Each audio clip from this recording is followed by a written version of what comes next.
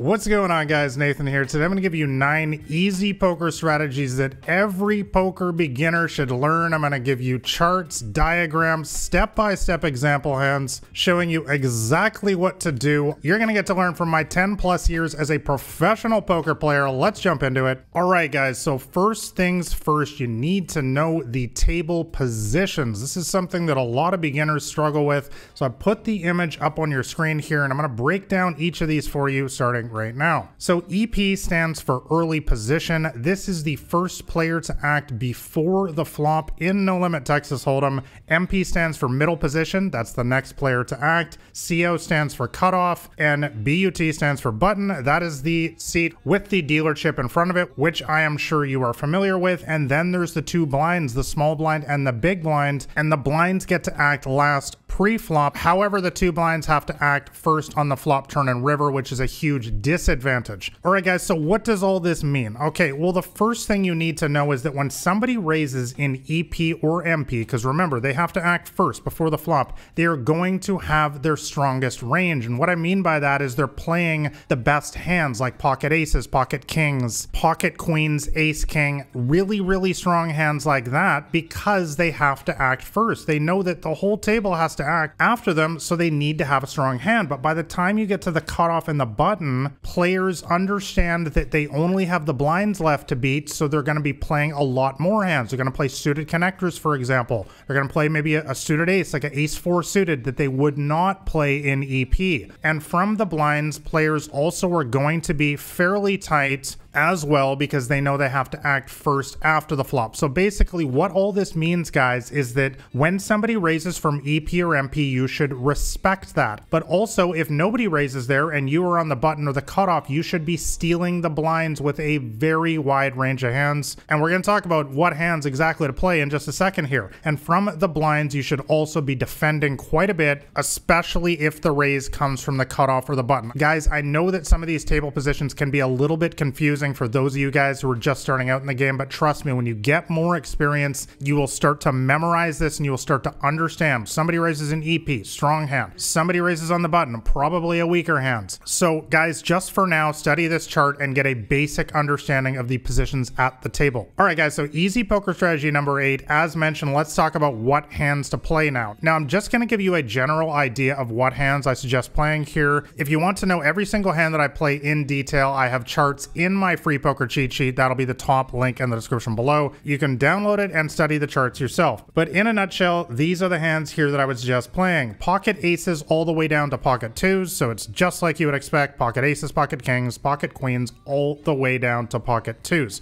Pocket pairs are absolute money in poker, guys, because they can win big pots on their own if it's pocket aces or pocket kings, or if you hit a set with a hand like pocket twos, which means 3 of a kind, that can win you a massive pot. And we're also going to discuss that in an example coming up. I would also suggest that you play ace king, ace queen, ace jack, and ace 10. These are strong aces that are often going to win you big pots as well. And then you want to play a bunch of Broadway hands like a king queen, king jack, and queen jack. Now finally here, you want to be playing ace 9 all the way down to ace deuce. In addition to that, queen 10, jack 10, 10 9, 9 8, 8 7, and all of these hands are only to be played if they are suited. So for example, 10 of hearts and 9 of hearts. If I had 10 of hearts and 9 of clubs, I would be folding. Hopefully you guys get the idea. Let's move on to easy poker strategy number 7 now that all beginners need to know, and that is to always raise pre-flop. So guys, now that we have a basic idea of the table positions and what hands you should be playing, you need to understand that you always want to be taking control when you enter the pot, because this is simply going to improve your chances of winning the hand. So for example, you've got ace jack offsuit. We talked about playing that in the previous slide. Ace of hearts, jack of spades. You should be raising it to 3 times the big blind as a minimum. And I'm going to talk about that in a little bit more detail in just a second here, but this is a rough rule of thumb. If you're playing a $1, $2 cash game, the big blind in that game is $2, and so you should raise it to $6 as a minimum. Now let's fine tune that a little bit with easy poker strategy number 6 for beginners, and that is to aim for exactly exactly one color. The biggest mistake that a lot of beginners make is that they never change the size of their pre-flop raise. They just use 3 times the blind in all scenarios, and if you do that in the wrong poker game, it can end up getting you 3 colors like you see on your screen there, where your pocket aces are literally a statistical underdog. So what you want to do, guys, is aim for 1 color instead, and guys, that's going to be whatever amount in your poker game gets you that amount. I can't give you an exact amount in a video like this because you have to be the judge yourself. For example, are you playing in a home game with low stakes versus all your friends and everyone's having some drinks and having fun? Probably everyone's going to call your 3 times the big blind raise in a game like that, so perhaps you should make it 5 times the big blind or even 10 times the big blind. But if you're playing in a higher stakes online game, for example, with tons of world-class professionals, if you raise it 5 times or 10 times the big blind pre-flop, everyone's just going to fold. So it really depends totally on the game that you're playing in. 3 times the big blind is just my default strategy, guys, but make sure that you tailor this for the games that you're specifically playing in so that you ideally get 1 color pre-flop. You don't want to bet so much that everybody folds, but you also don't want to raise it too little so that the entire table calls you and your pocket aces are literally a statistical underdog. All right, guys, so easy poker strategy for beginners number 5 is to overbet with the nuts. Now, this is one that I discussed in my first poker book, Crushing the Micro Stakes, and it was a little bit controversial at the time. I don't think it's very controversial anymore because I have some of the highest winnings of all time using this strategy in low stakes games online. Basically, guys, the idea is this: if you're playing against one of our fishy friends, a recreational player, you find them everywhere in small stakes online games and also in live low stakes games, in games like 1-2, 1-3, stuff like that. Most of the players in these games, they cannot fold a hand like pocket aces for their life. When they get that hand, if it's a low flop like this, a jack 6-3, they're not folding for any amount. So often, in order to build the size of the pot, I will simply go for a small overbet in a situation like this. So the pot's $100. If I know they got a big pair like pocket aces, I'm just gonna bet 125. Guys, very few people are teaching this strategy still to this day, but this is how I was able to win massive pots consistently in small stakes games, is by using this overbetting strategy, because basically what this does is it just artificially inflates the size of the pot so that you can get all of their money as quickly as possible. Guys, I often compare poker to a business. Apple is never going to sell its iPhone for $100 because they know people are willing to pay $800 or $1,000. Same thing with poker. If you know somebody is willing to pay $125 here, bet $125. There's no reason to bet $40 because some guru on the internet said that's the correct amount in some sort of training video. Just like we talked about before with aiming for 1 color pre-flop, you have to find the amount that is correct against the specific player that you're playing against in that specific hand. Guys, poker is not played in a vacuum. You always have to tailor your strategy versus the specific player that you're playing against. All right, guys, let's move on to easy poker strategy that all beginners need to learn, number 4, and that is to always make a flop continuation bet. All right, guys, so we've mostly talked about pre-flop. Let's move on to the flop now, and let's talk about a situation where we don't hit the nuts like we did in the previous hand. And I should have explained, by the way, the nuts is just slang term in poker for the best hand or one of the best hands possible. We had pocket sixes for a set in the previous example, but in this hand here, we have ace king offsuit, and we've totally missed the flop. Now, guys, the key thing here is you want to be making a C bet, which stands for continuation bet, the vast majority of the time, whether you hit the flop or not. And it's called a continuation bet, by the way, because we raised pre-flop, which we already discussed before, and now we're going to be continuing our aggression here on the flop. And I'm going to tell you about why that's so effective in just a second, but we've got ace king, flop comes down with a 10-5-4, rainbow meaning 3 different suits. They check. What should you do? Guys, you should make a C bet of 50% of the pot. So for example, the pot's $10, you should bet $5. Now, why should we do this? Guys, the reason why is because you need to know that 2 out of every 3 times on average in No Limit Texas Hold'em, they don't have anything. So when we make a bet here, we only need them to actually fold mathematically about 1 in 3 times to break even with our bet here. We know that on average they're going to do that, and also there is a good chance that they will throw away something that's even better sometimes. They might throw away pocket 3s, for example, or an ace 5, which are technically ahead of us. So guys, bottom line, a C bet just shows an immediate profit. You want to be betting half the pot like this the vast majority of the time. You go see the flop, whether you hit the flop or not. Once again, you're probably noticing the pattern here. Aggressive poker is winning poker. Guys, when you're constantly leaning on them,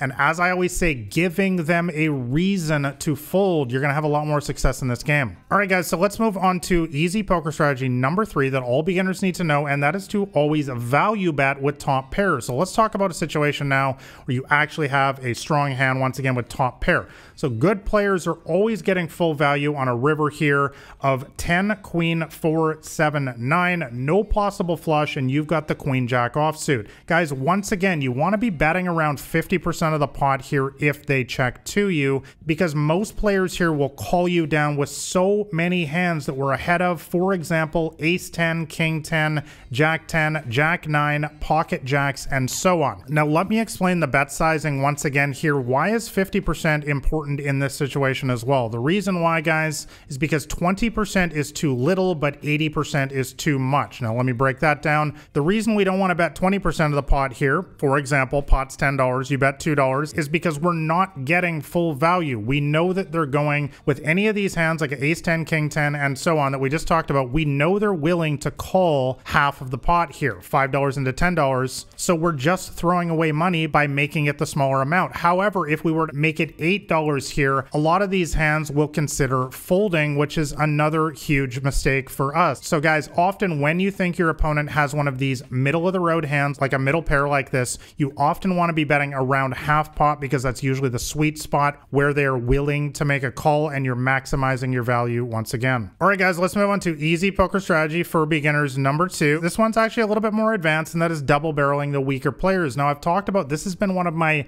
biggest profit sources in recent years, is absolutely picking on the weaker players who are always looking for a reason to fold. You see them everywhere in today's game. So once again, you've got ace king offsuit, ace of hearts, king of spades, and a weak tight regular calls you. Flop comes down, same flop as before, 10-5-4. So we already talked about that we're going to be betting on this flop the vast majority of the time. So you bet they call. Turn comes down with the jack of diamonds. Now, guys, the key thing you need to know here is you want to be double barreling, and that means you want to be betting again here. We call it a double barrel because you've raised pre-flop, you've bet on the flop, and now you're going to be betting on the turn as well. This is an incredibly strong play in No Limit Texas Hold'em, because it is applying a tremendous amount of pressure and basically lets them know that, hey, you better have a really strong hand here in order to continue. And this is why I also suggest betting 75% of the pot in this situation, just to let them know you're extra serious, that it's really going to be expensive for them to call here with their pocket eights, with their ace 5, for example, with their pocket 6s, for example. We want to give them a clear reason to fold right now, when, remember, we don't have anything right now. But it's also important to notice there, guys, that jack, there is many reasons why we're betting on this card again. Just to be brief here, there are 2 specific reasons. Number 1, we picked up equity, meaning that this card gave us the gut shot to the Broadway straight draw. If it came with a queen on the river, there's 4 remaining queens in the deck, we would make the nut straight. So that's awesome. It's always important to have the nuts in your back pocket when you're making a bluff like this. The other really important thing is that this is a scare card. Remember those hands that we just talked about, pocket 6s, ace 5, a hand like queen 10, they don't like to see another higher card here. Pocket 8s doesn't like this board at all anymore. So that is the other thing that we're doing here, is we're playing off this card, which we know is scary to them, in order to give them more reasons to fold. Guys, once again, aggressive poker is winning poker. When you're constantly applying pressure on weaker players in situations like this, your results in poker are going to improve dramatically. All right, guys, my number 1 easy poker strategy all poker beginners need to learn, and that is to only slow play versus aggressive poker players. Now, guys, what you need to know about small stakes poker games in particular, which probably 90 to 95% of you guys watching this video, is that the vast majority of players in those games are incredibly passive. They don't like to make big bluffs. They will call a lot, but they often won't make a bet when you check to them. So the only time you want to be slow playing playing a big hand. And by the way, slow playing is when you have a really strong hand like ace king on a king 8-10 for top pair top kicker. Slow playing in this situation would be just checking and pretending that you don't have a very strong hand. You only want to be doing this, guys, versus a highly aggressive player who's going to take a hand like 9-8 and bluff at it the whole way against you. This is a great way to play against hyper aggressive players because it allows you to get the maximum value out of them by giving them the rope to do what they love to do best, which is bluff. But guys, versus 95% of players at the small stakes, I have made a career out of this game by doing the exact opposite, and that is fast playing. We already talked about that before with the overbetting strategy, and that is essentially building the pot for them because we know they're passive and they're not going to turn their 9-8 into a big bluff. But if you are against the table maniac, which does happen sometimes on a Friday, Saturday night, in particular, somebody having a few too many drinks and wants to get really bluffy, this can be an effective strategy. But for the most part, guys, when you hit a strong hand in small stakes poker, you want to do the betting yourself. All right, guys, like and subscribe if you found this video helpful. And if you want to know my entire strategy to absolutely smash the small and mid stakes games, make sure you grab a copy of my free poker cheat sheet. That will be the top link in the description below. Thanks a lot for watching, guys. All the best at the poker tables. Unless you're on mine, I will catch you next time.